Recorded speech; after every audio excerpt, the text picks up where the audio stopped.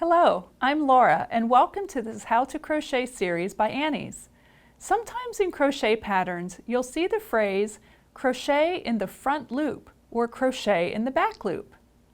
In this video tutorial you'll learn what that means and where to insert your hook when the pattern says to crochet in the front or in the back. Let's get started. When you create stitches, you are creating V's at the top. These V's have a front and a back. The front of the V is always the part closest to you. The back loop is always the part farthest away from you. If your directions say to work in the front loop, then that means you want to put your hook only through the front loop of the stitch and work as directed. Again, back loop, front loop. To work in the front loop, you're going to go under just that bar of the V. And that will create a little line of stitches on the back side.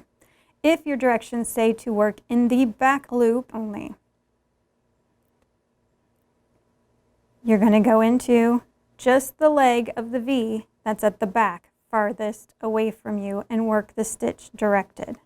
Again, to work in the back loop, you're going in the leg of the V furthest away from you and working whatever stitch you are directed to work. Thanks for watching. Remember, please subscribe to our YouTube channel so you don't miss any of our new crochet videos coming up.